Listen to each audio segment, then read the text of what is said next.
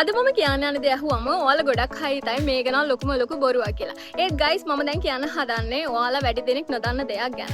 ඊට කලින් මම පොඩි විස්තරයක් කියන්නම් මං ගැන. මගේ නම මෙලා කොස්ටා. මම දැන් වැඩ කරන්නේ සහ ජීවත් වෙන්නේ හොංකොං වල. ඉතින් අද මම ආවේ ඔයාලා හැම කෙනාටම වැදගත් වෙන ටොපික් එකක් ගැන කතා කරන්න.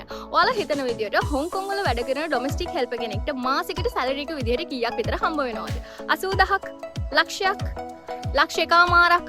හරි මං ඔයාලට තප්පර 5ක් දෙන්නම් කල්පනා කරන්න.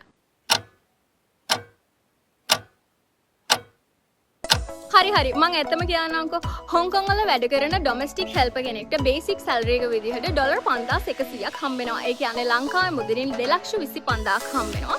සැලරි එක විතරක් බේසික් සැලරි එක ඔයාලා ෆස්ට් ටයිම් ලංකාවේ ඉඳලා එනවා නම්. ඉන්න මම තාම කියලා ඉවර නැහැ. වීඩියෝ එක ස්කිප් කරන්නේ නැතුව බලන්න. දැන් තමයි ඔයාලට සර්ප්‍රයිස් හිතෙන පාර්ට් එක මං කියන්න යන්නේ. ඉතින් හොංකොං වල වැඩ කරන ඩොමෙස්ටික් හෙල්පර් කෙනෙක්ට 5100ක් බේසික් සැලරි එක විදිහට හම්බ වෙද්දී තවත් ඇඩිෂනල් 1136ක් ෆුඩ් අලවන්ස් එක විදිහට හම්බ වෙනවා. ඒ කියන්නේ තවත් රුපියල් 55000ක මුදලක් සැලරි එකට අමතරව ඔයාලට මෙහෙ වැඩ කරලා ගන්න පුළුවන්. ඉතින් සැලරි එකයි ෆුඩ් අලවන්ස් එකයි දෙකම එකතු කරාම රුපියල් 280000කට වැඩියේ ඔයාලට හොංකොං ෆස්ට් ටයිම් එන කෙනෙක්ට බේසික් සැලරි එක විදිහට ගන්න පුළුවන්. ඉතින් මම දන්න ගොඩාක් අය මගෙන් අහන ප්‍රශ්නයක් තමයි ඇත්තටම මේ වගේ සැලරිස් හොංකොං වල හම්බ වෙනවද කියලා. ඔව් ඔයාලා ෆස්ට් ටයිම් ලංකාවේ ඉඳලා ඩොමෙස්ටික් හෙල්පර් කෙනෙක් විදිහට වර්ක් කරන්න හොංකොං එනවා නම් ඔයාලට බේසික් සැලරි එක විදිහට 5100ක් and ෆුඩ් අලවන්ස් එක විදිහට 1136ක් එකතු වෙලා 280000ක සැලරි එකක් ගන්න පුළුවන් ඔයාලා වැඩ කරන පළවෙනි මාසේ ඉඳන්. ඉතින් මීටත් වැඩිය ඩොමෙස්ටික් හෙල්පර්ස්ලට බේසික් සැලරි දෙන රටක් ඔයාලා දන්නවා නම් පහලින් කමෙන්ට් එකක් දාගෙන යන්න.